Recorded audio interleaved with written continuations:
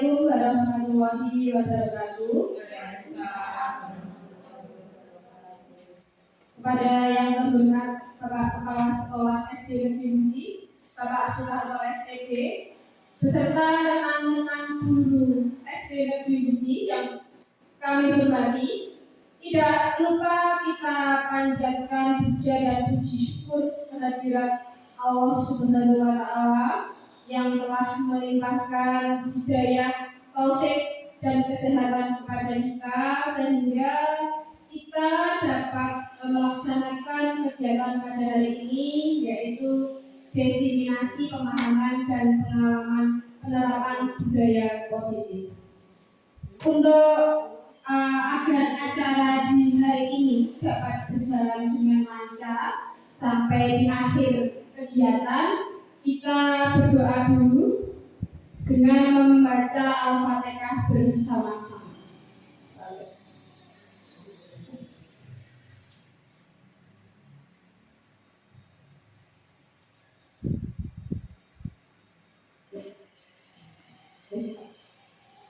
Ya, terima kasih.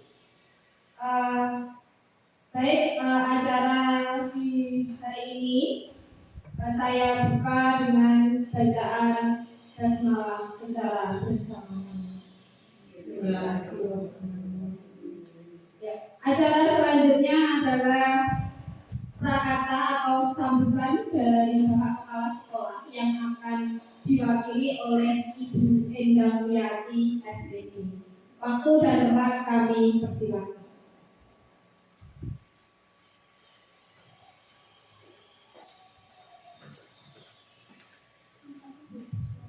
Assalamualaikum warahmatullahi wabarakatuh. Waalaikumsalam warahmatullahi wabarakatuh. Bapak Ibu guru yang saya hormati, pada hari ini saya mewakili Pak Tarto untuk acaranya khusus, yaitu diseminasi EGB angkatan ke-10. Semoga dalam melaksanakan diseminasi ini kita dapat menambah ilmu, menambah wawasan, dan yang melaksanakan tepat selesai, ilmunya bermanfaat bagi kita semua. Bapak Ibu yang saya hormati, itu yang dapat saya sampaikan. Saya tutup sekian. Wassalamualaikum warahmatullahi wabarakatuh. Ya, terima kasih Ibu Endang atas sambutannya tadi. Semoga nanti ilmu yang Bapak Ibu yang saya keluarkan kepada teman-teman SD Negeri Uji dapat bermanfaat. Sebelum acara dimulai, saya memiliki pantun. Burung elang, burung kakak tua, kepakan sayap di langit yang biru. Selamat datang Bapak Ibu guru semua. Semoga ilmu yang Bapak Ibu guru dapatkan dapat bermanfaat. Terima kasih. Saya langsung saja ya akan memaparkan tentang diseminasi.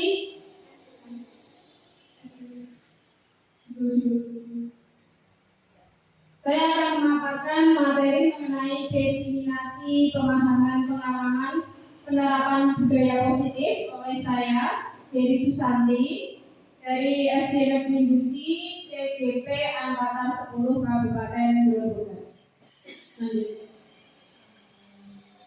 Selamat datang Bapak Ibu guru hebat. Mari kita belajar bersama, berkolaborasi, saling mendukung demi mewujudkan budaya positif di sekolah yang kita cintai ini. Ya, untuk Bapak Ibu semangat dalam kegiatan hari ini agar Bapak Ibu juga dapat berkonsentrasi penuh. Kita SBD dulu ya, yaitu dengan ganjil genap, permainan ganjil genap. Peraturannya bertani pasangan, jadi dua-dua. Oke, bertani berhadapan. Dua. Nah, silakan berdiri. Ya, berdiri deh. Saling berpasangan.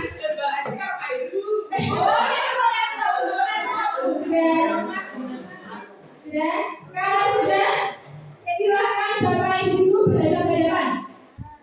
Ya. Lalu tangan kanan seperti itu. Sudah bertangan dulu, Bapak Ibu. Tangan kirinya di belakang, deh. Sudah. Tapi jangan sampai berjabat tangan. Ada jaraknya.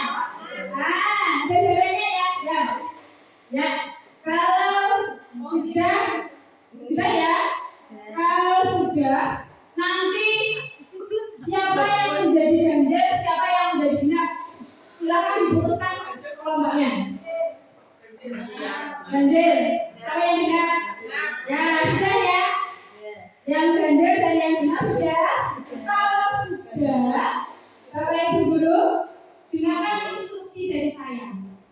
Kalau saya mengatakan 1, 3, 5, 7, 9, silahkan yang ganjil menangkap tangan yang genap. Iya, tapi nanti yang genap dapat apa namanya? Menghindar. Nah, itu ya. Cepat-cepatan. Sampai dengarkan instruksi dari saya. Ini satuan. 2. Siapa yang sudah tertangkap?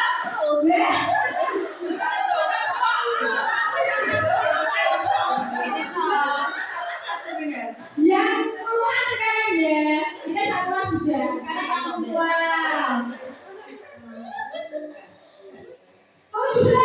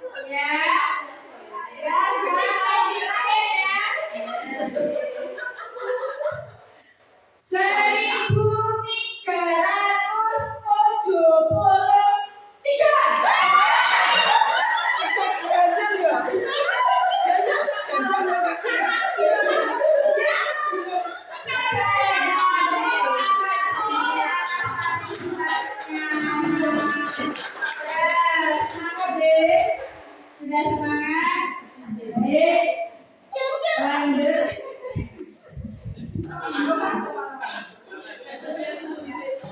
Ini dalam presentasi hari ini, Gajah Dewantara mengumpamakan sekolah sebagai sebuah ladang tempat persemaian bibit agar bibit bisa berkembang secara maksimal.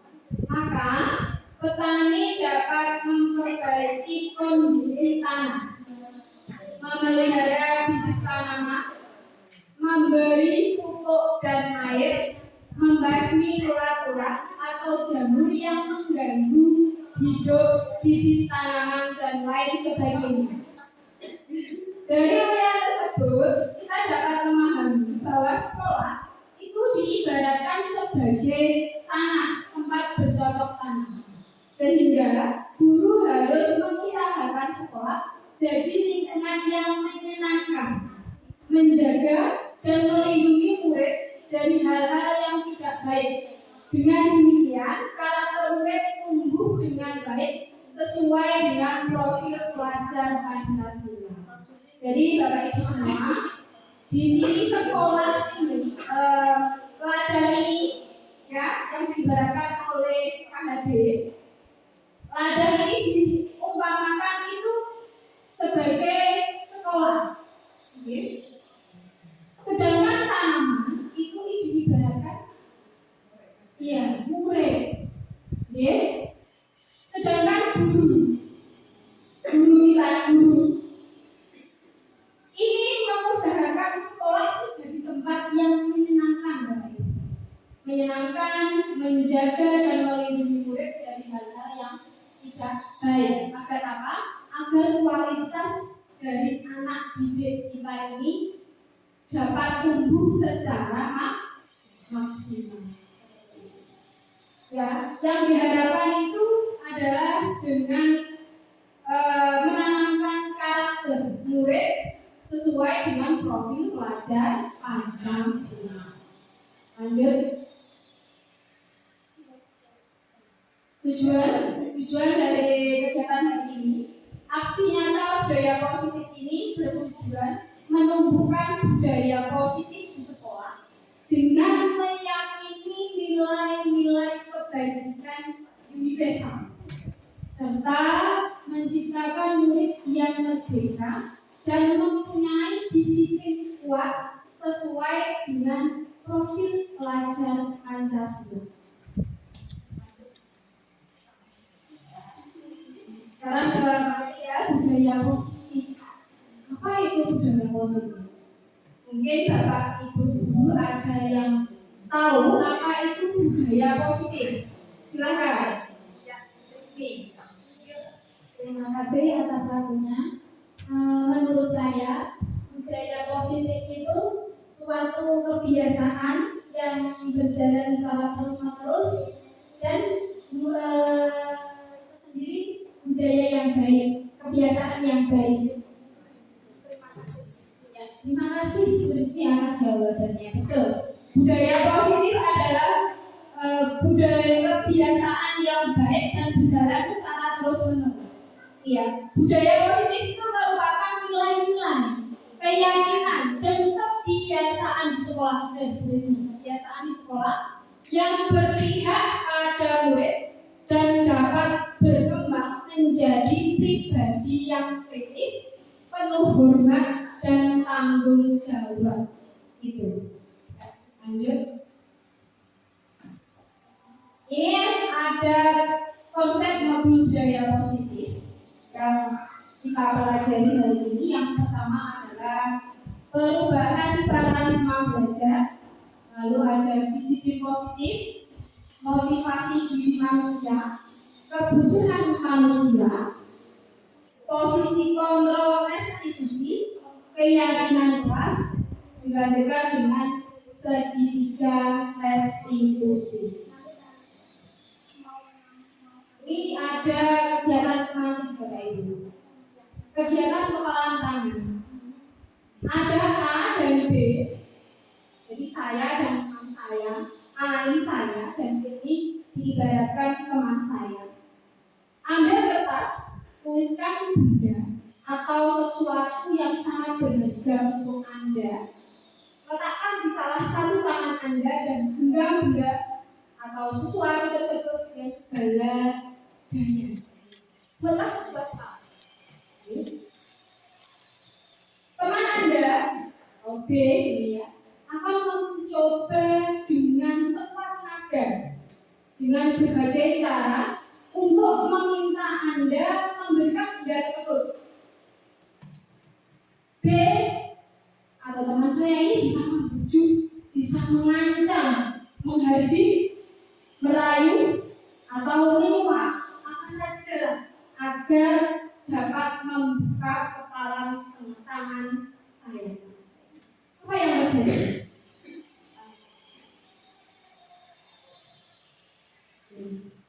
Pertanyaannya adalah, apakah Anda atau B, tangan saya ya, membuka kepalan tangan Anda?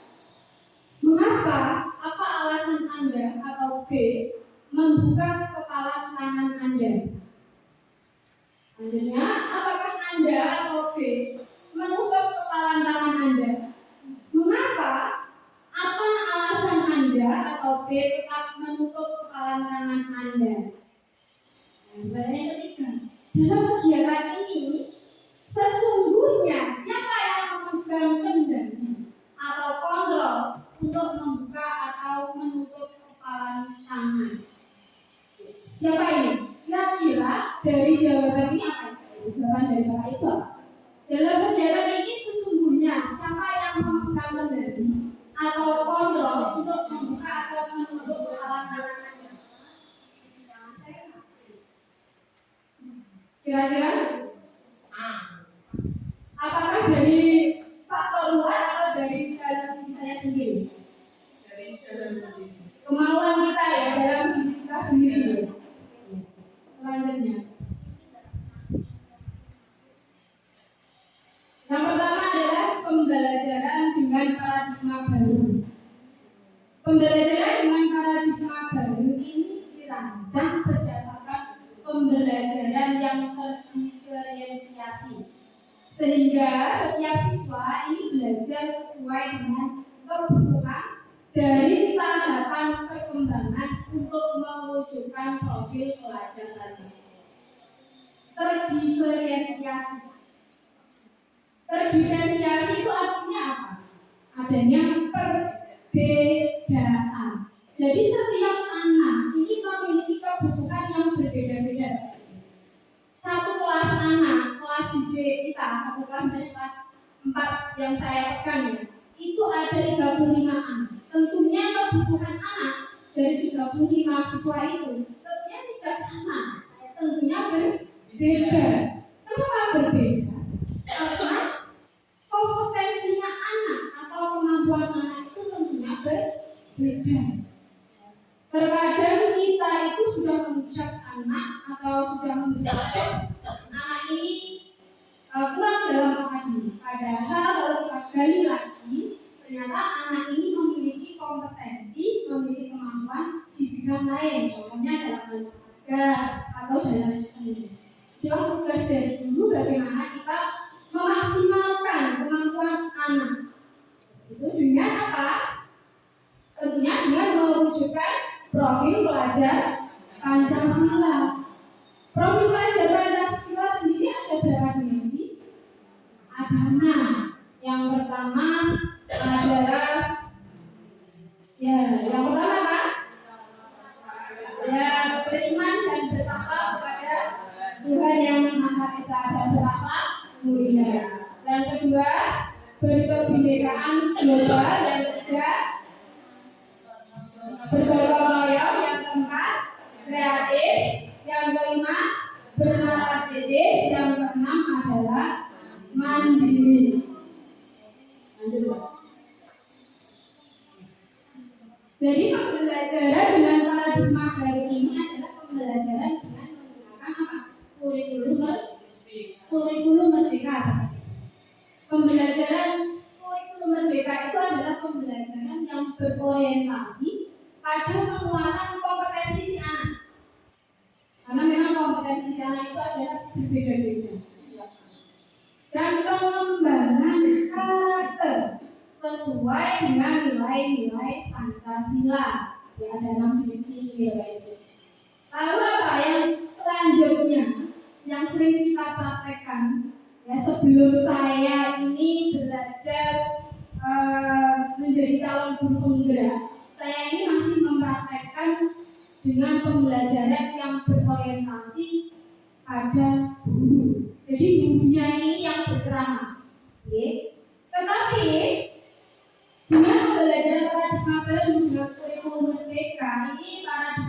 sudah dirubah bahwa memastikan praktik pembelajaran ini berpusat pada murid, berpusat pada siswa. Jadi guru itu tidak perlu ceramah, tidak. Ya, kita gali si anak ini agar anak ini itu mencari tahu sendiri. Ya, dalam pembelajaran kita ini guru ini sebagai fasilitator seperti itu. Ya. Sebelumnya ya kita bernyanyi dulu profil pelajar Pancasila. Mungkin Bapak Ibu guru ada yang sudah bisa, yang setiap pagi sudah kita laksanakan dinyanyikan lagu profil pelajar Pancasila. Kita praktekkan dulu, saya cobakan dulu ya. Belajar Pancasila, beriman dan bertakwa pada Tuhan Yang Esa dan berakhlak mulia, berkebinekaan global, gotong royong mandiri, kreatif dan bernalar kritis. Sama-sama yuk. Belajar Pancasila, beriman dan bertakwa pada Tuhan Yang Esa dan berakhlak mulia, berkebinekaan global, gotong royong mandiri, kreatif dan bernalar kritis. Terima kasih. Ya, selanjutnya materinya adalah disiplin positif. Apa itu disiplin? Mungkin Bapak Ibu guru sudah sering mendisiplinkan anak didik Bapak Ibu guru. Saya yakini hal itu. Lalu Bapak Ibu, disiplin itu apa? Ulang. Ya. Menurut saya, disiplin positif itu taat kepada sesuatu yang positif. Baik, terima kasih untuk Ibu Lawan. Betul, disiplin positif adalah taat pada kebiasaan yang positif.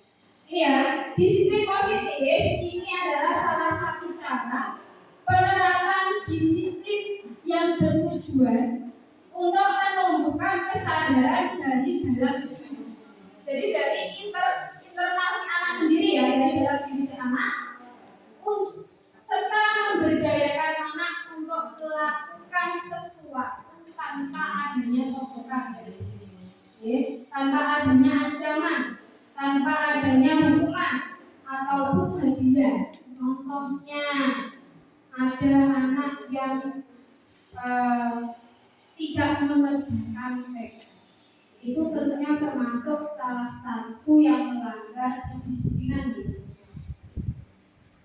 Itu ada anak yang tidak mengerjakan PR, ya. Dia tahu yaitu melanggar disiplin. Tetapi anak ini ternyata itu berangkat pagi turun konsol hijau karena dia ada rasa ketakutan apa? Sebisa dia tidak mengerjakan biasanya dapat apa? Hukuman, ya. Berbeda kalau halnya kita memberikan PR, dia memiliki kesadaran dalam diri bahwa jika saya mengerjakan PR, artinya saya sudah bertanggung jawab. Tentunya ini akan dijawab untuk jangka yang lebih panjang. Dia memiliki nilai-nilai dalam diri bahwa saya memiliki tanggung jawab. Bukan karena adanya sokongan atau ancaman atau akan mendapatkan hukuman atau bahkan mendapatkan hadiah. Dia misalnya kamu kita sudah mengerjakan PR dengan baik, mendapatkan hadiah-hadiah yang baik. Lanjut. Disiplin positif ini memiliki beberapa tujuan. Disiplin positif ini menciptakan murid yang merdeka. Syarat utamanya adalah harus ada disiplin yang kuat, disiplin yang dimaksud adalah disiplin diri yang memiliki motivasi internal, jadi memiliki motivasi dalam diri si anak itu. Yang kedua adalah seseorang yang memiliki disiplin diri berarti bisa bertanggung jawab terhadap apa yang dilakukannya, karena mereka berdasarkan tindakan mereka ada nilai-nilai kebajikan. Yang ketiga, sebagai pendidik, tujuan kita adalah menciptakan anak-anak yang memiliki disiplin diri, sehingga mereka bisa berperilaku dengan mengacu pada nilai-nilai kebajikan universal dan memiliki motivasi intrinsik bukan ekstrinsik dari dalam diri mereka, bukan dari luar. Biasanya tadi seperti hukuman, sokongan, atau ancaman, tapi karena dalam ini. Lanjut. Selanjutnya adalah nilai-nilai kebajikan universal. Nilai kebajikan universal adalah nilai-nilai atau prinsip-prinsip mulia yang dianut seseorang untuk tujuan yang mulia. Kalau nilai-nilai kebajikan universal berdasarkan profil pelajar Pancasila ini tadi sudah kita nyanyikan bersama ya. Ada beriman, bertakwa kepada Tuhan Yang Maha Esa, dan berakhlak mulia, lalu mandiri, bernalar kritis, berkebinekaan global, bergotong royong, dan kreatif. Sedangkan nilai-nilai kebajikan universal menurut IBO, sikap murid itu kebajikan universalnya ya, berarti ada toleransi, ada rasa hormat, integritas, mandiri, menghargai, antusias, empati, keingintahuan, kreativitas, kerjasama, percaya diri, dan komitmen. Sedangkan nilai-nilai kebajikan universal sesuai dengan keterampilan itu ada dapat dipercaya, lurus hati, pendengar yang aktif, tidak merendahkan orang lain, dan memberikan yang terbaik dari diri. Selanjutnya adalah motivasi perilaku manusia. Motivasi itu apa tuh? Dorongan. Betul. Motivasi itu dorongan. Dorongan perilaku manusia ini menurut Diana Gosses ada 3. Yang pertama itu untuk menghindari ketidaknyamanan dan hukuman. Ini termasuk motivasi eksternal atau motivasi dari luar. Yang kedua itu untuk mendapatkan imbalan atau penghargaan orang lain. Ini juga termasuk motivasi eksternal karena si anak ini memiliki dorongan dari luar untuk melakukan sesuatu. Yang ketiga adalah untuk menjadi orang yang mereka inginkan dan menghargai diri sendiri dengan nilai-nilai yang mereka percaya. Ini adalah motivasi internal atau motivasi atau dorongan yang terdapat dalam diri si anak. Ini ada perbedaan hukuman dan penghargaan. Hukuman itu ada 2. Hukuman itu dapat berupa hukuman verbal atau hukuman secara fisik. Hukuman itu dapat bersifat verbal, kata-kata maupun fisik. Murid hanya akan menerima sanksi tanpa ada diskusi terlebih dahulu dan bersifat tidak. Ya, contohnya tadi ada murid yang tidak melaksanakan tugas sekolah. Nah, biasanya ya anak ini mendapatkan hukuman dari bapak ibu guru. Nah, ini termasuk hukumannya misalnya kamu tidak piket hari ini, seminggu ke depan kamu harus piket. Itu termasuk hukuman berupa. Lalu yang kedua, penghargaan. Seseorang akan berlaku baik dengan berharap penghargaan dari orang lain. Bisa penghargaan berupa reward, yaitu kata-kata pujian,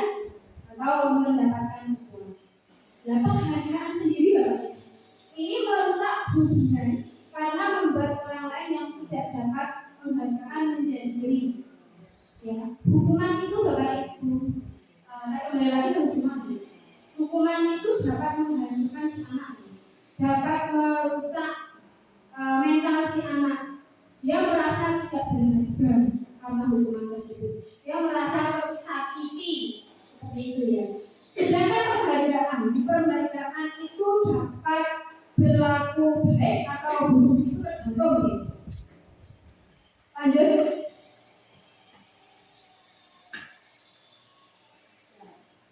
Ini perbedaan hukuman, konsekuensi, dan restitusi. Hukuman Bapak Ibu, kalau hukuman itu tidak terencana, jadi secara tiba-tiba. Misalnya hari ini aku telat, misalnya telat, anak ini tidak tahu apa yang akan terjadi selanjutnya. Jadi tidak ada misalnya hari telat, kalau kamu telat, silakan kamu berikan. Itu termasuk hukuman. Tidak ada peraturan sebelumnya, namanya hukuman. Konsekuensi, apa itu konsekuensi? Perbedaannya ini, kalau konsekuensi ini rencana, sesuai kesepakatan peraturan. Murid tetap, kalau konsekuensi ini murid tetap tidak membuat nyaman. Kalau restitusi bagaimana? Ini yang paling baik kita laksanakan. Restitusi itu proses menciptakan kondisi bagi murid untuk memperbaiki kesalahan mereka, sehingga mereka bisa kembali kepada kelompok mereka dengan karakter yang lebih kuat. Nanti kita akan bahas. Ini ada dampak bagi si anak nih. Misal kita memberi hukuman, itu dampaknya ini adalah dampak negatif. Ya. Dan menjadi identitas gagal. Karena mereka hukuman itu sesuatu yang menyakitkan yang harus terjadi. Dan mereka juga tidak nyaman, ya. Lalu akan merasa tersakiti. Anak yang mendapat hukuman ini akan merasa tersakiti. Ada yang perilakunya ini lebih agresif, ya. Berlaku hanya pada sebuah institusi. Jadi tidak dalam kehidupan selanjutnya. Selanjutnya kalau konsekuensi bagaimana? Konsekuensi identitasnya itu termasuk identitas sukses, tetapi bersifat netral seperti itu. Ya, kalau restitusi ini identitas maksudnya sukses yang berdampak positif bagi si anak. Lanjut. Ini ya Bapak Ibu, perbedaan hukuman dan konsekuensi. Kalau hukuman ini sesuatu yang menyakitkan yang harus terjadi, membuat anak itu sakit, baik fisik maupun hati untuk jangka waktu yang lama. Lalu anak akan membenci kedisiplinan, adanya paksaan, mendorong anak menyakiti diri sendiri. Lalu ada konsep diri yang buruk, anak belajar untuk menyembunyikan kesalahannya. Ini biasanya kalau anak ini tahu kalau ini aku sekeliling, saya akan dihukum. Biasanya mereka akan menyembunyikan kesalahan mereka. Ada kalau misalnya, ayo ini siapa yang buang sampah sembarangan? Tidak saya, tidak saya. Seperti itu ya, kadang ya. Ya, tidak ada yang mengaku karena tahu mereka akan mendapatkan hukuman. Jadi mereka menyembunyikan kesalahan. Lalu ada rasa marah, rasa bersalah, dipermalukan, merasa tidak dihargai. Bagaimana kalau konsekuensi? Konsekuensi itu sesuatu yang harus terjadi, membuat anak merasa tidak nyaman dalam jangka waktu pendek. Lalu anak lebih menghargai disiplin, bersifat stimulus tanggapan, menyesuaikan diri, konsekuensi juga konsep yang baik itu. Anak belajar untuk mematuhi peraturan, lalu yang terakhir adalah kehilangan hak, dibuat tidak nyaman diasingkan untuk sementara. Lanjut. Sekarang kita berlatih Ibu. Ini termasuk pernyataan ini termasuk hukuman atau konsekuensi. Lari memiliki lapangan basket 2 kali karena terlambat di sekolah. Menurut Bapak Ibu,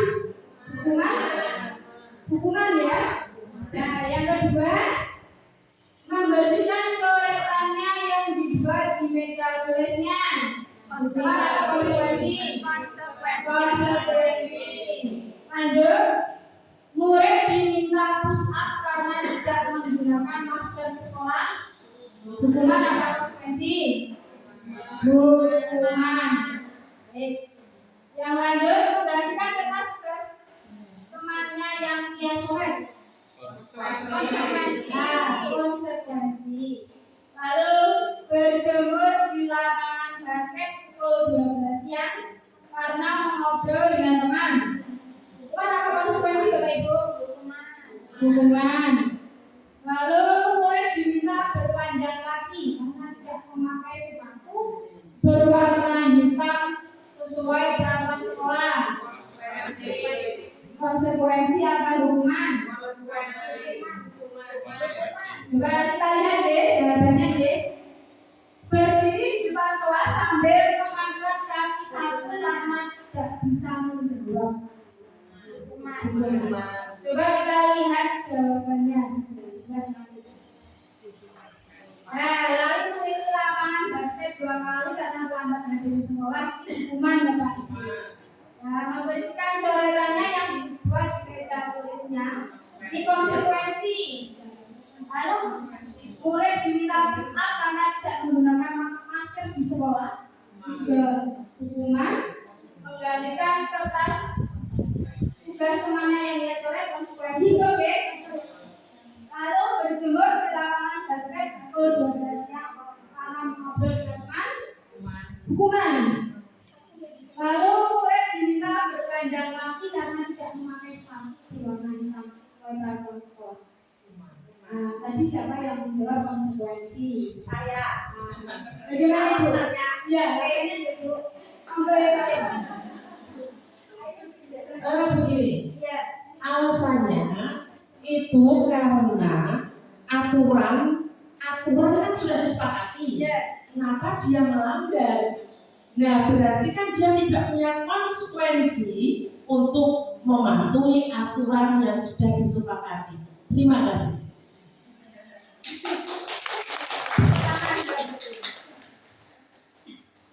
Terima kasih mungkin atas jawabannya tadi. Begini, murid diminta bertelanjang kaki karena tidak memakai sepatu berwarna hitam sesuai peraturan sekolah. Kalau semisalnya murid Bapak Ibu guru, ya, tidak memakai sepatu hitam, apakah Bapak Ibu guru akan menghukum atau memberikan konsekuensi? Kalau hukuman kan menyakitkan. Kalau anak didik ini seharusnya kalau konsekuensi itu bagaimana? Tetap dipakai atau diminta untuk berpanjang kaki? Tetap dipakai. Menurut saya ya, tetap dipakai, tapi ya, diberi istilahnya peringatan. ya. Nah, besok lagi jangan pakai ya tidak berwarna hitam begitu menurut saya. Ya. Kalau misalnya kata-kata itu murid diminta bertelanjang kaki karena tidak memakai sepatu berwarna hitam sesuai peraturan sekolah. Seharusnya ini hukuman apa konsekuensi? Konsekuensi menurut saya. Menurut Bapak Ibu konsekuensi. Kalau di sini jawabannya adalah hukuman. Bertelanjang kaki itu tidak konsekuensi. Seharusnya anak ini tetap memakai sepatu. Maksudnya dia tidak memakai sepatu. Iya, ini kan. Saya tadi memakai sepatu tapi Seperti itu, Bin. Jadi kalau miskomunikasi. Jadi kalau hukuman itu kalau anak tidak memakai warna sepatu yang sudah disepakati, berarti kalau anak ini tidak memakai sepatu berandalan itu masuk hukuman. Kalau tak dipakai sudah tidak apa-apa, tapi untuk selanjutnya kamu besok harus memakai sepatu. Itu termasuk konsekuensi. Seperti itu Ibu, ini komunikasi Ibu. Ya. Selanjutnya, baik, selanjutnya adalah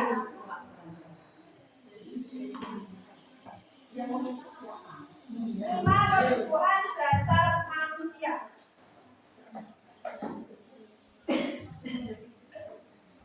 Lima kebutuhan dasar manusia. Kebutuhan dasar manusia itu ada 5. Yang pertama bertahan hidup, yang kedua kasih sayang dan rasa menerima, yang ketiga kebebasan, yang keempat kesenangan, yang kelima penguasaan. Ya kita bahas dulu ya. Bertahan hidup.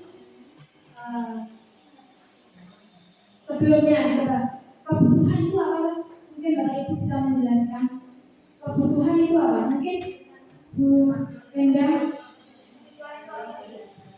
Kebutuhan yaitu segala sesuatu yang terpenuhi. Harus, yaitu jawaban saya dari segala sesuatu yang harus dipenuhi adalah untuk bertanya. Terima kasih Bu Endang atas jawabannya. Ya betul. Kebutuhan adalah segala sesuatu yang harus kita penuhi. Nah, kebutuhan dasar manusia ada 5 tadi ya. Untuk bertahan hidup. Yang pertama adalah kebutuhan rumah, ada makanan, ada kesehatan, merasa aman. Ini termasuk bertahan hidup. Kasih sayang dan selanjutnya adalah kebutuhan kasih sayang dan merasa diterima. Ini ada merasa diterima, yang tetap terhubung, diperhatikan. Ini termasuk adalah kasih sayang dan rasa terima. Lalu ada kebutuhan dasar kebebasan, freedom. Ini ada mandiri, mencoba hal baru, mengendalikan arah dunia. Yang keempat, kebutuhan kesenangan. Ya, ada humor, ada bermain, ada antusiasme, ada tertawa, ada yang selanjutnya itu kebutuhan kekuasaan. Ada harga diri, dianggap, diakui, dan dibanggakan. Ya, lanjut.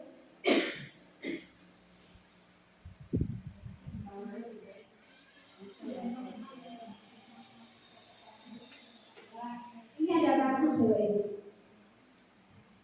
Ibu Musa, guru kelas 3 di SD Negeri 1 Badaun, sedang dulu menghadapi ulah salah satu murid di kelas bernama Afriansa. Ya, beberapa anak telah datang dan mengeluhkan Afriansa yang seringkali meminta bekal makan siang mereka dengan paksa. Mungkin ada murid Bapak Ibu yang seperti itu. Jika Anda menghadapi situasi seperti Bu Musa, apa yang akan Anda lakukan? Menurut Anda, ini kira-kira ya apa alasan Afriansa melakukan hal itu? Mengapa Afriansa itu meminta makanan kepada anak-anak yang lain? Kira-kira kebutuhan apa yang jadi kebutuhan? Kira-kira apa penyebabnya? Monggo Bapak Ibu disebutkan di sini ya.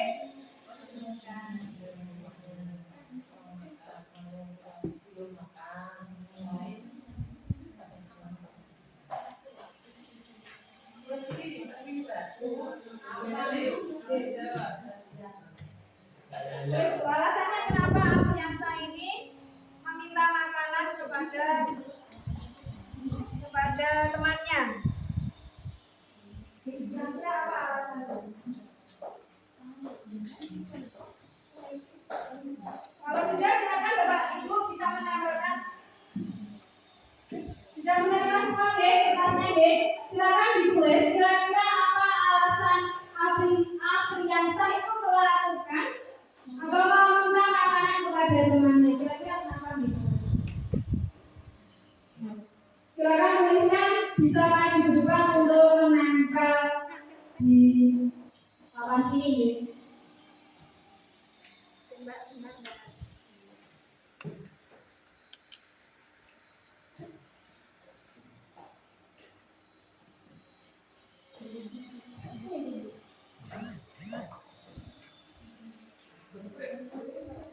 Bukan apa-apa Bu.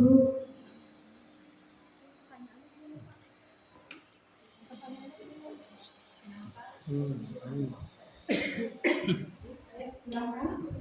Yang lain? Ya, alasannya kira-kira kenapa ya? Pasti ada murid kita di satu kelas itu ada yang sering merecoki ya, sering meminta bekal makanan pada temannya. Kira-kira alasannya ada murid beda seperti itu Bu, yang suka ya. Sudah? Ini coba saya bacakan dulu. Alasannya karena Alfian lapar belum makan pagi. Ini termasuk kalau dalam tema kebutuhan dasar berarti apa itu? Bertahan hidup. Ya. Ini karena biasa tidak dibawakan bekal ibu. Karena tidak masak ya Pak Ibu. Nah, ini Bapak Ibunya ini. Ini kira-kira kebutuhan dasar apa yang ingin dipenuhi? Tidak dibawakan bekal ibu karena tidak masak. Kasih sayang bisa juga untuk memenuhi kebutuhan hidup. Betul ya. Karena lapar belum sarapan, memenuhi kebutuhan hidup. Yes. Kurangnya perhatian dari orang tua dalam kebutuhan seorang anak, berarti ini yang dicoba dipenuhi oleh kebutuhannya apa? Oleh Afriansa? Ya kasih sayang, betul, bertahan hidup. Kalau yang ini karena adanya kebutuhan untuk bertahan hidup karena faktor keluarga. Ya betul. Sekarang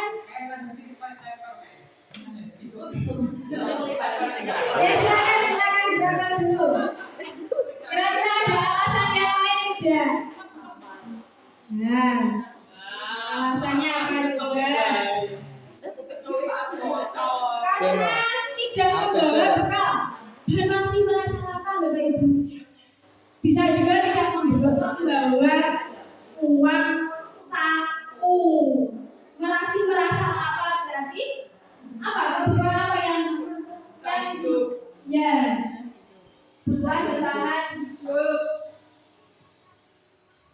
Karena ibunya Afriansa gangguan kesehatan, jadi Afriansa tidak bisa sarapan seperti biasanya. Jadi Afriansa meminta bekalnya. Ini bisa untuk bertahan hidup dan cinta dan kasih sayang. Ya. Lanjut. Ya ini Bapak Ibu. Kita bahas dulu. Dalam konteks penerapan budaya positif, Ibu Musa sebaiknya tahu alasan Afriansa melakukan tindakan tersebut agar mengetahui kebutuhan mana yang sedang berusaha dipenuhi oleh Afriansa. Baik, Afriansa lapar dan orang tuanya tidak membawakan bekal makan siang berkali ini adalah survival. Survival itu apa? Bertahan hidup. Yang kedua adalah alasan seperti ini. Teman Afriansa jadi perhatikan Afriansa. Berarti kebutuhan apa yang sedang berusaha dipenuhi oleh Afriansa? Love and belonging, cinta dan kasih sayang. Kalau ada yang bilang seperti ini, dia merasa hebat karena temannya menjadi takut dan menuruti keinginannya. Kekuasaan, merasa menguasai temannya. Lalu Afriansa merasa bosan dengan bekal yang dibawakan oleh orang tuanya karena selalu bekal yang sama. Jadi apa yang kebutuhan yang dicoba untuk dipenuhi oleh Afriansa adalah kebutuhan kebebasan. Karena bosan dengan telaten. Jadi adanya meminta bekal makanan kepada temannya. Lalu alasan yang kelima, Alfiansa hanya seni dan dia menikmati ekspresi wajah temannya yang kesal ya. Itu jadi apa? Kebutuhan yang coba untuk dipenuhi Alfiansa itu apa?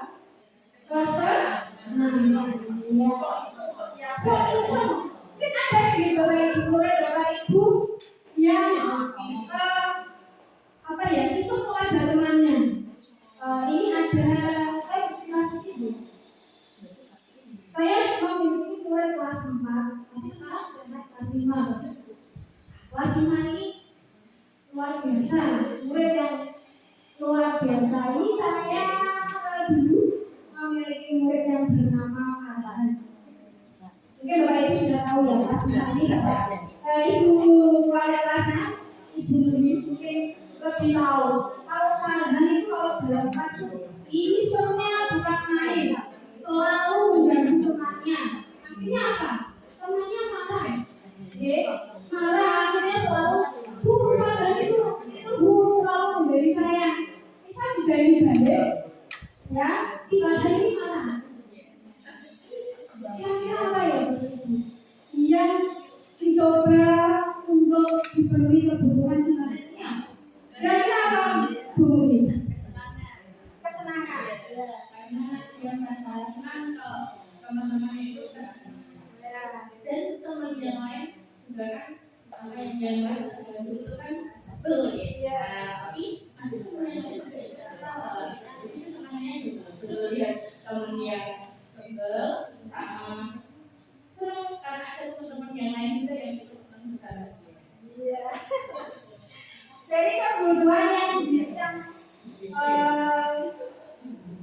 yang sedang berusaha dipenuhi oleh Farhan itu adalah kebutuhan kesenangan. Dia senang kalau teman-temannya itu ketawa, dia senang juga kalau teman-temannya itu kesal. Kadang teman-temannya juga merasa takut teman-temannya itu nggak mau juga dengan Farhan. Itu adalah kira-kira apa ya? Kebutuhan yang berusaha dipenuhi oleh Farhan. Nggak mau duduk dan juga Farhan. Takut Bu dijadi. Itu berarti bukan apa ya? Coba power ya. Kekuasaan dia itu makanya kekuasaan itu. Ya kelas 5 ini memang kayak gitu. Yang dulu kelas 4 pernah saya itu memang mereka sangat luar biasa. Rata-rata itu. Ada juga Iqbal, Bapak Ibu yang tahu itu kalau di kelas di Bapak Ibu nggak pernah bisa diam. Jalan terus. Iya. Iya. Itu apa ya? Kira-kira yang coba dipenuhi oleh kebutuhan si Iqbal ini apa? Jalan dia tidak mau untuk duduk itu tidak mau, menulis saja ada nggak mau, iya, ya. Ini kira-kira apa ya yang coba untuk dipenuhi oleh si Iqbal ini? Siapa yang menjawab? Terima kasih atas waktunya. Kalau menurut saya kebutuhan yang dibutuhkan oleh si Iqbal itu salah satunya kasih sayang. Dia membutuhkan, dia ingin dinasihati, dia ingin diperhatikan oleh orang lain. Itu kalau menurut saya. Terima kasih. Ya, terima kasih Bu Trisni atas jawabannya. Ya, salah satunya memang itu ya. Kebutuhan ingin diperhatikan, memberikan kasih sayang. Selain itu ya, pada itu juga jangan terus tidak mau diperintah ya. Ayo duduk Mas, ayo kamu menulis itu jangan. Iya. Mungkin ada jawaban yang lain mungkin. Siapa yang mau jawab selain kasih sayang dan cinta? Ibu. Terima kasih kasih Bu Heri atas waktunya. Kalau dari kasus yang diberikan Bu Heri tadi untuk siswa yang bernama siapa? Iqbal. Kalau menurut saya itu bagaimana Iqbal melakukan seperti itu, maksud saya gini, Iqbal itu ditanya terlebih dahulu alasannya apa. Kemungkinan kan alasan berbeda-beda juga. Mungkin karena dia bosan. Kalau dia bosan, kemungkinan kebutuhan yang perlu dipenuhi itu kalau menurut saya ya dari jawaban Iqbal itu bosan berarti kan dia ingin memenuhi kebutuhannya kebebasan. Begitu berarti kalau menurut saya itu intinya sesuai dengan apa yang Iqbal butuhkan tersebut. Jadi bermacam-macam. Terima kasih. Terima kasih atas jawabannya Ibu Nana. Ya, bisa ya tergantung jawaban si Iqbal ya. Kalau Iqbal itu merasa bosan berarti kebutuhan yang sedang berusaha dipenuhi adalah kebutuhan kebebasan. Kalau Iqbal ini merasa dia merasa kurang diperhatikan, kurang kurang dicintai, berarti itu adalah hal yang coba untuk dipenuhi, berusaha dipenuhi oleh si Iqbal. Seperti itu ya. Ada sebenarnya ada banyak kasus ya Bapak Ibu yang kita hadapi. Jadi kita perlu untuk menggali kembali kebutuhan apa yang sebenarnya yang berusaha dipenuhi oleh anak-anak kita. Jadi anak-anak itu berlakuan bermacam-macam deh. Ada yang bloke, ada yang kadang yang bikin kita ketawa juga. Ya itu adalah anak-anak yang berusaha memenuhi kebutuhan dasar mereka. Ada yang membutuhkan kebutuhan hidup. Mereka berusaha untuk memenuhi kebutuhan cinta dan kasih sayang. Ada juga rasa kepuasan, kesenangan dan kebebasan. Ya, seperti itu. Ya. Lanjut. Ya, ini adalah video Anak-anak pada ngapain ya? Yuk ikuti liputannya.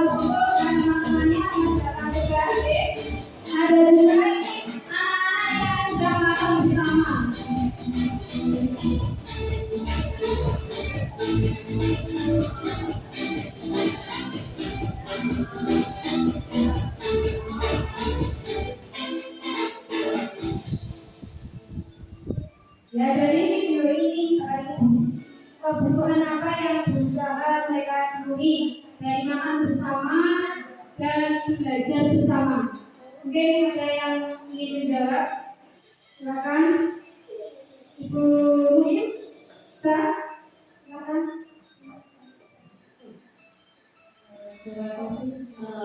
Mungkin yang mereka lakukan itu bertahan hidup ya, mereka makan bersama mengenai kebutuhan mereka. Kemudian ada juga kesenangan karena biasanya siswa kesenangan itu senang jika bisa berkumpul dengan teman-temannya. Terima kasih Bu atas jawabannya. Kebutuhan yang berusaha mereka penuhi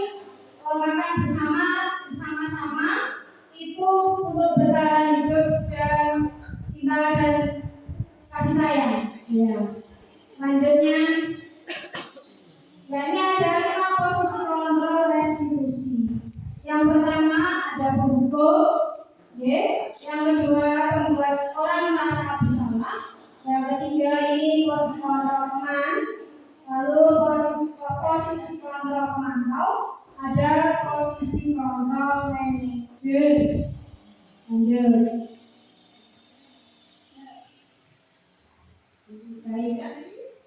Dari kelima posisi kontrol tersebut Bapak Ibu, ada dua posisi yang berlaku negatif, perilaku kontrol negatif, yaitu pembuka dan pembuat merasa bersalah. Ya.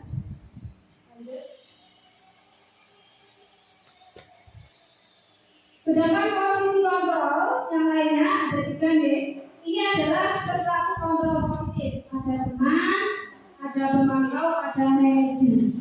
Nah, posisi kontrol yang paling baik untuk kita itu adalah posisi kontrol manajer. Kenapa? Karena dalam posisi manajer di mana itu guru berbuat sesuatu bersama dengan murid, mempersilahkan murid untuk mempertanggungjawabkan perilakunya, mendukung murid agar dapat menemukan solusi atas permasalahannya sendiri seperti itu. Ini yang paling baik untuk posisi kontrol kita adalah posisi manajer seperti itu. Ya, lanjut.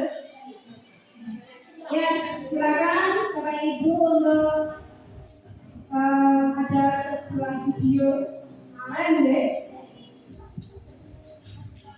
Ada 5. Tadi ada posisi pembuka gitu. Sini kamu. Selamat pagi Bu. Selalu terlambat. Kamu deh pasti terlambat. Maaf Bu, saya Apa coba? Alasan kamu apa lagi?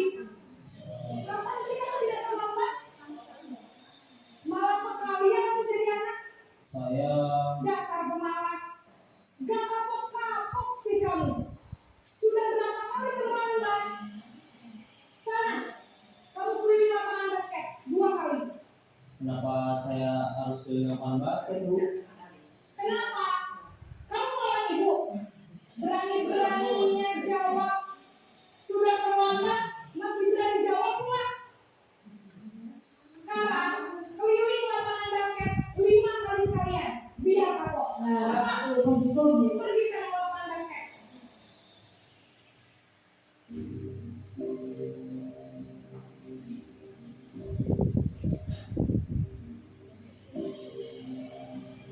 Jalan.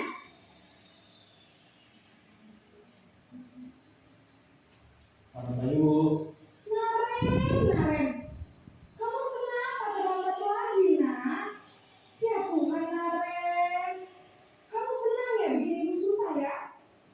Kalau kamu terlambat lagi, ibu merasa bersalah deh.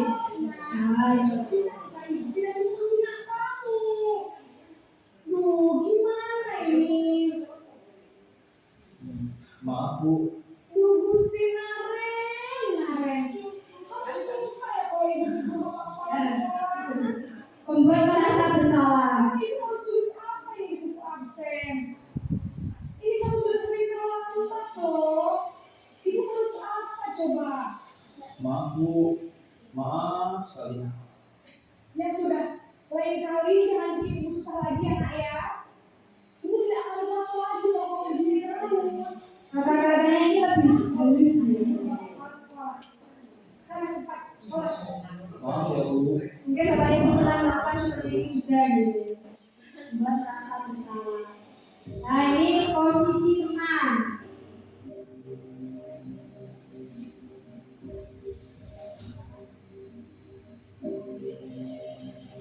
Man.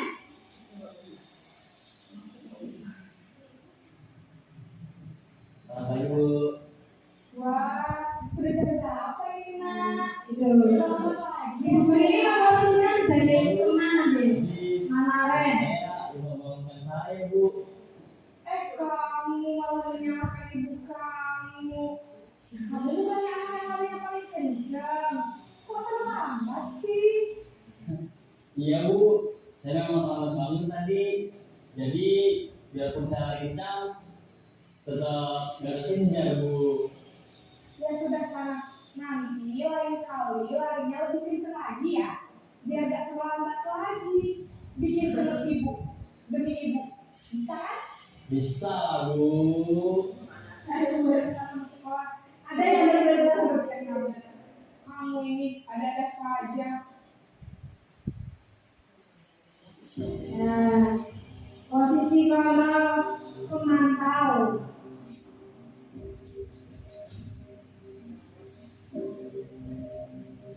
Nah,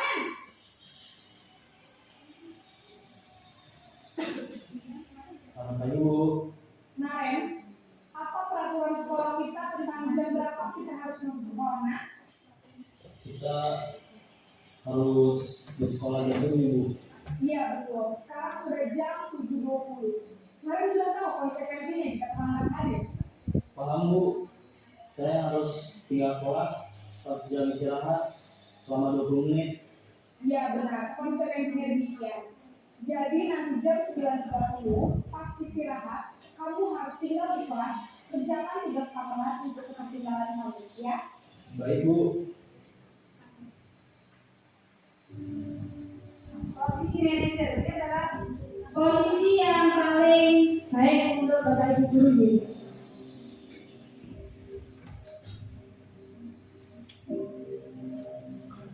Nah,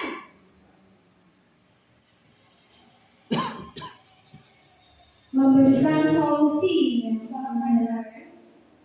Maaf Bu. Menstabilkan identitas dahulu masuknya jam 7, sekarang sudah jam 7.20.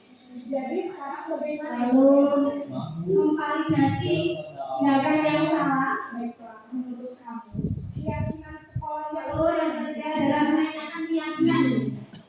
Di posisi yang paling baik untuk Bapak Ibu guru itu bukan menghukum, bukan memantau, apakah Naren yakin prinsip saling menghormati tersebut? membuat rasa bersalah ya. Tapi yang paling baik itu adalah manajer. Bersedia Bu. Bagaimana kamu akan perbaiki masalah keterlambatan ini? Saya akan coba ikut tinggal menjauh alam saya Bu.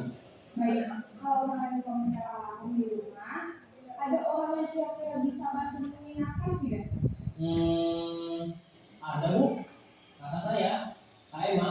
Ada lagi selain KM? Selain Kak Emma, ada ibu saya. Baik, jadi yang mengingatkan Naren adalah Kak Emma dan ibu kamu ya. Kira-kira akan mulai sekarang kapan nih Naren?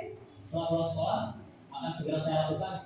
Baik, jadi Naren akan setel alarm untuk bangun besok pagi dan akan diingatkan oleh kakak dan ibu dan Naren ya. Ada lagi yang mungkin perlu dilakukan Naren agar tidak terlambat bangun lagi. Tidak ada Bu. Baik Naren, terima kasih untuk kerjasama kamu. Sekarang kamu harus kembali ke kelas untuk belajar. Baik Bu, terima kasih. Ya, ini yang terakhir adalah posisi manajer, memberikan solusi dan memperkuat yang ini dan kembali ke dalam kelompoknya. Jadi Bapak Ibu guru tinggalkan ya untuk menjadi posisi pembuka maupun membuat rasa bersalah. Mungkin ya hukuman ini juga perlu kita berikan kepada anak-anak. Jika mereka sudah berulang-ulang melakukan kesalahan yang sama, sudah di apa istilahnya ya, sudah kita bina tapi masih seperti itu, nanti kita baru boleh melakukan yang namanya hukuman. Itu sudah alternatif terakhir. Seperti itu ya Pak Ibu. Lanjut. Ya, ini ada pernyataan satu. Coba Bapak Ibu jawab ya. Pak Lukman ini, tidak kamu telah melanggar peraturan sekolah. Kalau tidak sanggup ambil sepatu di rumah atau mengantarkan sepatu ke sekolah, ya sudah, kamu tidak bersepatu saja sebagian di sekolah. Sekarang copot sepatumu dan silakan belajar tanpa sepatu seharian. Ini kira-kira posisi kontrol apa yang digunakan? Kamu betul kan? Nah, tindakan hukuman, ya betul betul. Lanjut. Ibu Dani, gimana kamu saja? Kamu tidak kasihan sama ibu ya? Ibu sudah capek-capek mengajarkan kamu. Tidak kasihan sama ibu. Ini kira-kira posisi kontrol apa yang diterangkan oleh Ibu Dani? Iya, merasa bersalah. Ya, lanjut pernyataan 3, Bu Eni. Ayolah tugasnya kerjakan. Nanti ibu ditegur Bapak Kepala Sekolah kalau kalian tidak kerjakan tugas. Kalau bantu ibu ya, iya aja. Iya, coba lanjut. Ya, teman, betul. Lanjut. Ya, ini ada pernyataan Pak. Apakah kamu tahu peraturan sekolah tentang warna sepatu? Ini Bapak Kepala Sekolah. Bagaimana cara memperbaiki masalah ini? Apakah besok ada masalah untuk kamu jika memakai sepatu ini? Ini manajer, Bapak. Iya betul. Ya, terima kasih. Sekarang selanjutnya yaitu mengenai keyakinan kelas. Ya, keyakinan kelas adalah salah satu disiplin positif yang bisa kita terapkan dalam membangun budaya positif di sekolah. Dengan adanya keyakinan kelas di setiap kelas, diharapkan dapat mewujudkan tujuan pendidikan yang berorientasi pada profil pelajar selanjutnya. Lanjut. Keyakinan kelas, mengapa tidak peraturan kelas saja? Lanjut. Mengapa kita memiliki peraturan tentang penggunaan helm pada saat mengendarai kendaraan roda 2 atau motor? Ini apa? Alasannya apa? Untuk keselamatan. Ya, ini penjelasan adalah untuk keselamatan. Lalu yang kedua, mengapa kita memiliki peraturan tentang penggunaan masker dan mencuci tangan setiap saat ini saat kejadian COVID ini? Ini alasannya karena apa? Iya, untuk kesehatan atau keselamatan.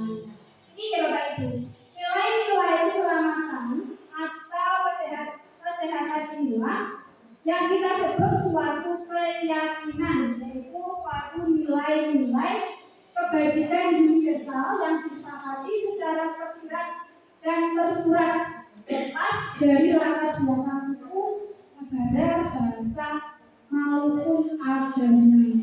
Ya, lanjut. Ini pembentukan keyakinan di sekolah atau kelas. Ini keyakinan kelas ini bersifat lebih abstrak. Pernyataan-pernyataannya bersifat universal, dibuat dalam bentuk positif, mudah diingat dan dipahami, diterapkan di lingkungan tersebut. Semua warga kelas ini berkontribusi dengan cara apa? Dengan telah pendapat.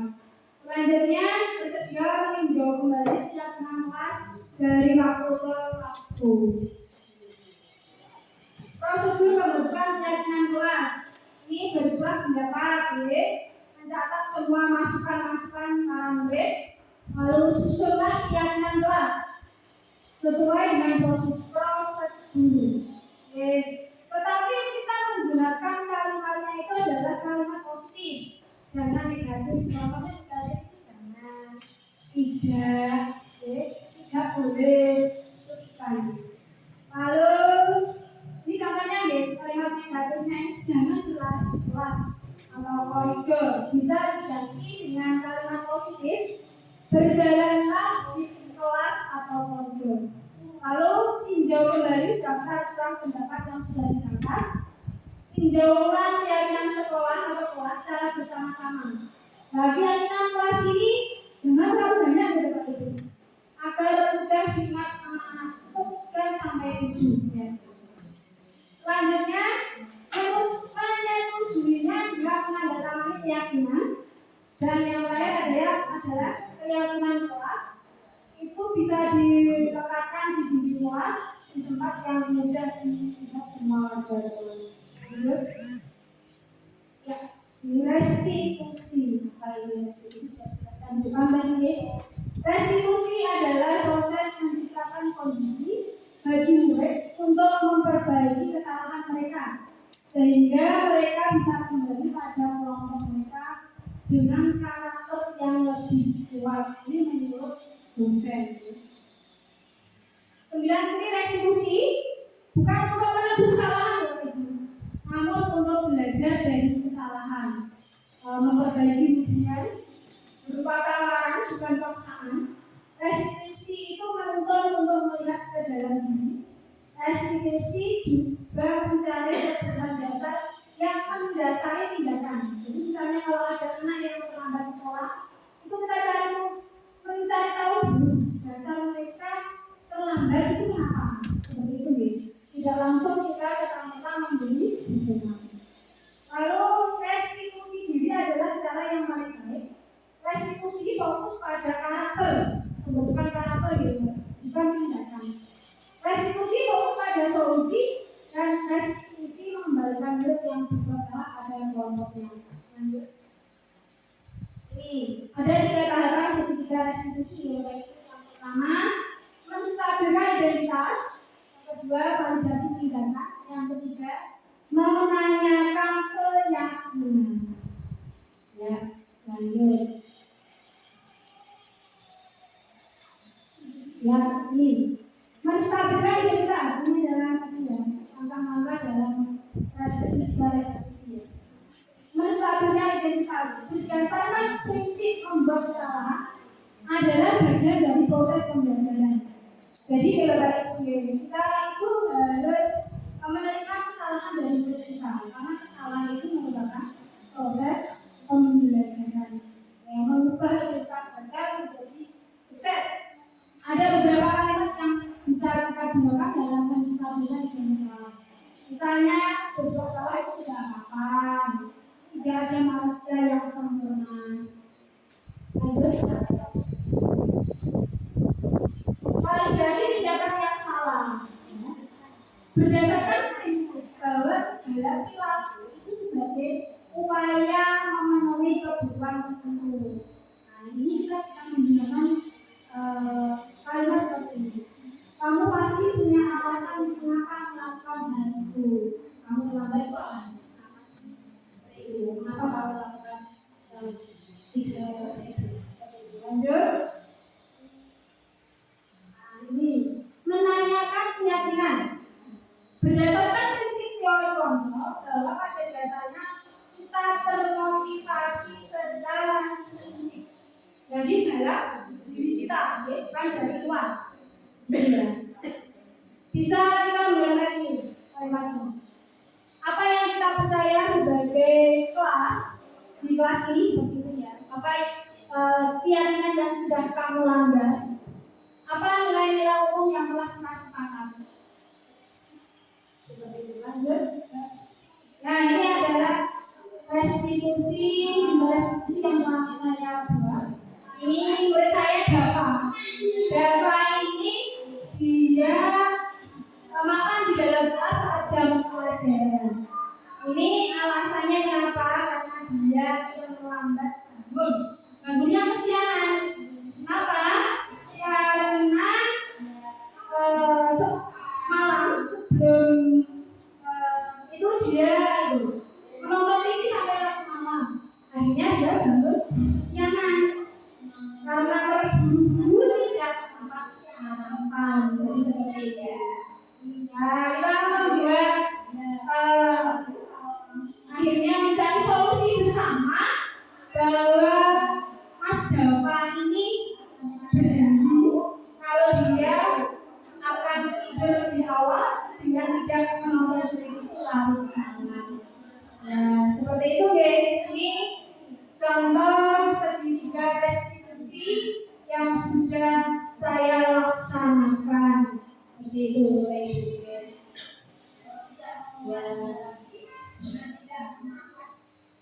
Ya, ini ada sebuah video tentang keterlambatan. Ini jika Bapak Ibu menggunakan segitiga restitusi, ini bagaimana? Ya, langkah-langkah apa yang Ibu sudah pernah bilang kan sama kalian semua, kalau ibu sengaja mengambil yang pertama untuk mata pelajarannya ibu, untuk melatih kalian disiplin. Kalian tahu kan peraturannya ibu? Kalau ibu tidak akan mulai pelajaran kalau masih ada yang terlambat. Kalian tidak apa?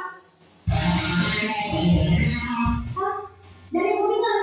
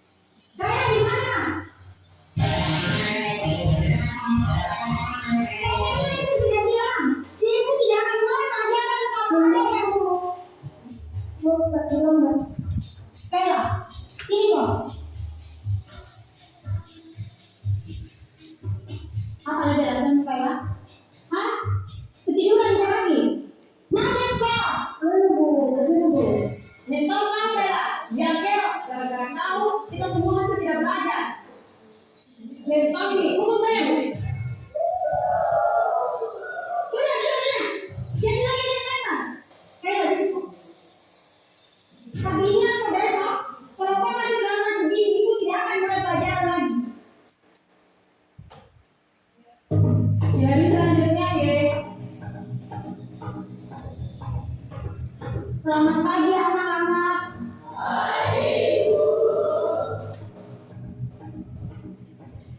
Betul-betul ini kayak lagi. Tidak ada obat-obatnya. Kemarin sudah 2 kali 3 kali terlambat masuk kelas. Ada yang tahu kemana ya? Kemana itu? Oh, terlambat. Tidak usah bayar asalnya. Begini teman. Sepanjang pelajaran minggu hari ini, kok berhenti terus bukan? Dede terlambat sih.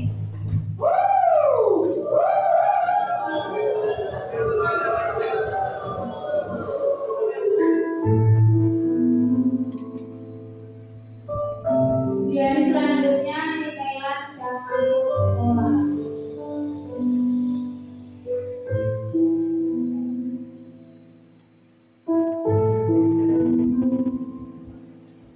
Matematika dimulai lagi. Pembelajaran dimulai.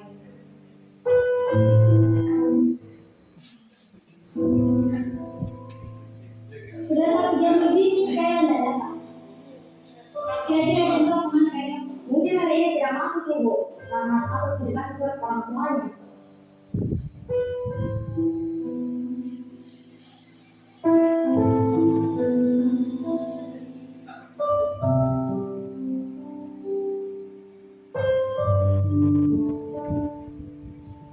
Di hari selanjutnya, Mikaela ini sudah berangkat lebih awal dan terlambat lagi nih. Pagi anak-anak.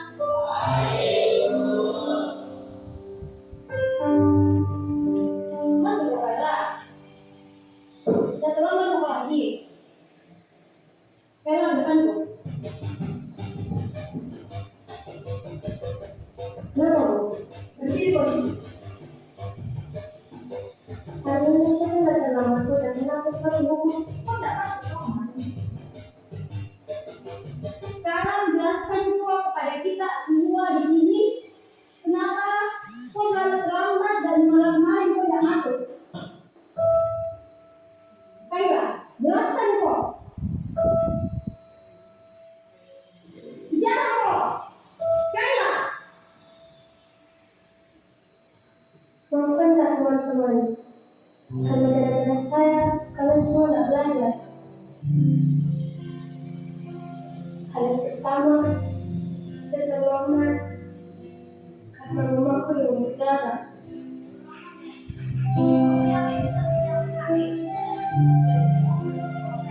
Aku sudah antar ke rumah sakit sebelum sekolah.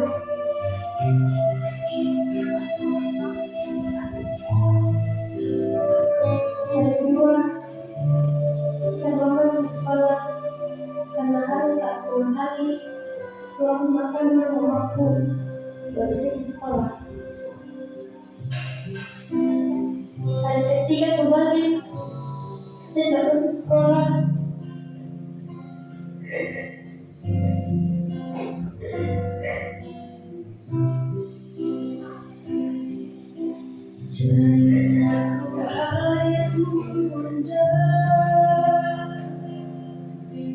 Menjagaku di kecil dulu.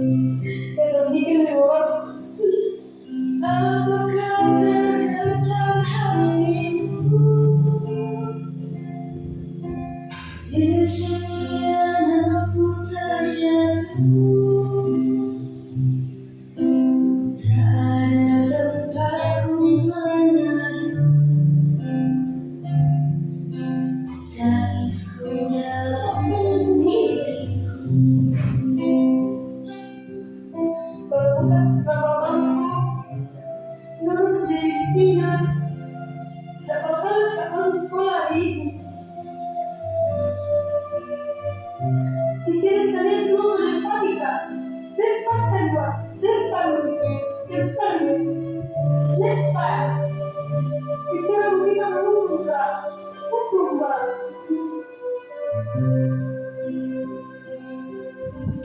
Apakah tergetar hatimu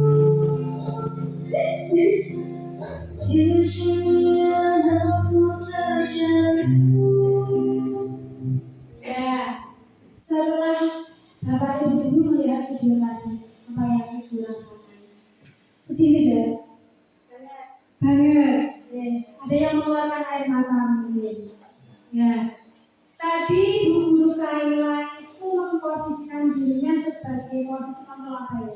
Bapak Ibu.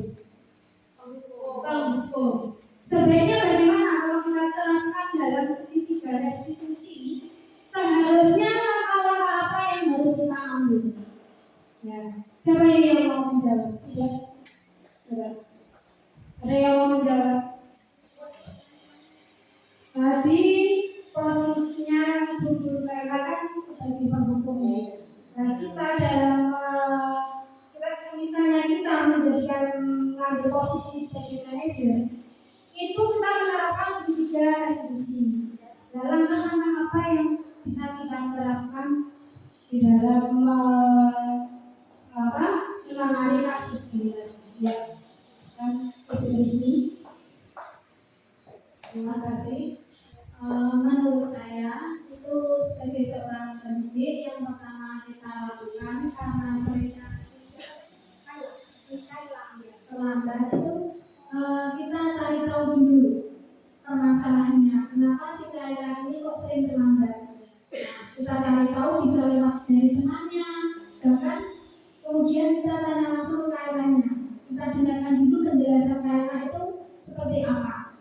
Terus langkah selanjutnya kita bisa mencari solusinya bersama-sama agar si Kayla pun juga mau bercerita tentang masalahnya. Kalau yang tadi itu kan Kayla tidak mau bercerita, dia pendam sendiri karena dia merasa sudah dihukum sama guru dan teman-temannya. Akhirnya dia memendam sendiri. Nah, alangkah baiknya kalau kita beri kesempatan kepada Kayla untuk bercerita dan mencari solusinya bersama-sama. Demikian, terima kasih. Terima kasih Bu Risni atas jawabannya. Betul, kita sebagai guru seharusnya itu bisa memposisikan diri sebagai seorang manajer. Kita bisa ada anak yang melakukan kesalahan B, itu seharusnya kita bisa menerapkan segitiga restitusi ini seperti halnya tadi dalam video ini tadi seorang Kayla yang sering terlambat, lalu langsung dihukum sama ibu. Seharusnya sebagai seorang guru, betul apa yang sudah dipaparkan oleh ibu. Seharusnya kita panggil terlebih dahulu, tidak langsung kita hukum. Kita mencari tahu mengapa Kayla selalu terlambat. Setelah itu kita apa? Menanyakan keyakinan, mencari solusi bersama-sama. Ya, baik. Terima kasih. Itu lagi ya. Lanjut.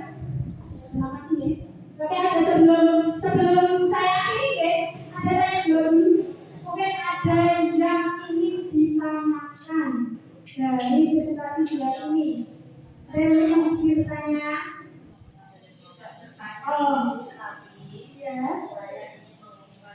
Oh ya, silakan Ibu. Silakan. Terima kasih.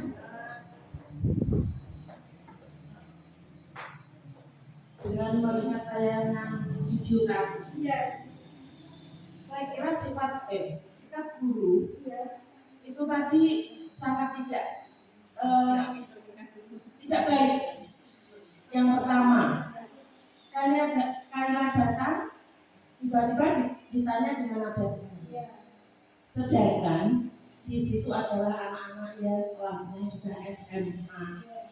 Mempermalukan Kayla di kelas, menurut saya. Kemudian yang berikutnya, teman-temannya melempari pakai kertas, itu akan tidak membiarkan. Kenapa guru membiarkan dan dia tidak menegur temannya? Terima kasih Bu Susi.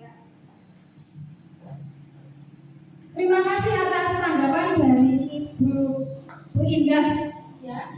Ya, betul sekali. Seharusnya sebagai seorang guru itu harusnya kita memberi kesempatan terlebih dahulu kepada Kayla. Tidak langsung menghukum Kayla. Ya, apalagi murid-muridnya, teman-teman yang lain itu memberi saja kita sebagai seorang guru juga harus memberi seperti itu ya Bu. Ya. Ada lagi mungkin yang memberi tanggapan atau bertanya? Tidak ada. Kalau tidak ada, lanjut ke refleksi. Yang pertama, bagaimana perasaan Bapak Ibu guru selama mengikuti kegiatan desiminasi hari ini. Yang kedua, apa yang Bapak Ibu pahami tentang kegiatan hari ini?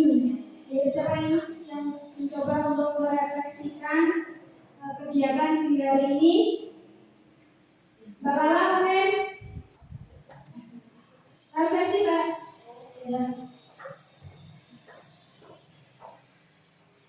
Terima kasih.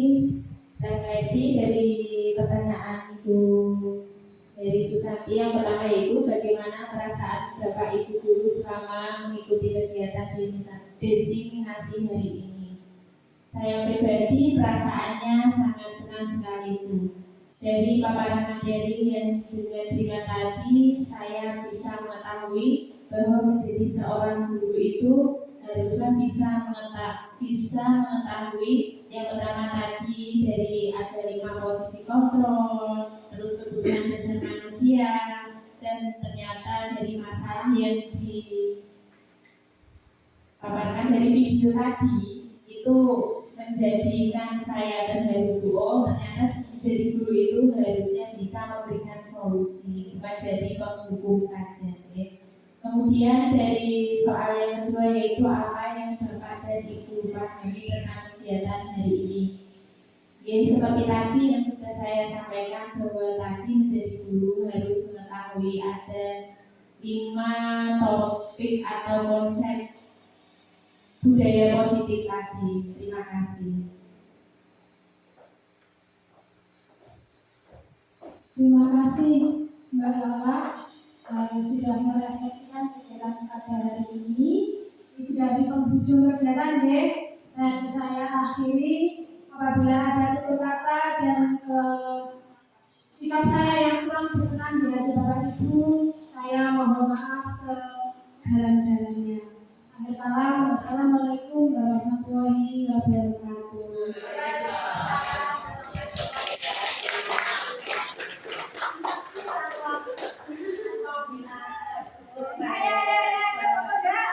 Ya.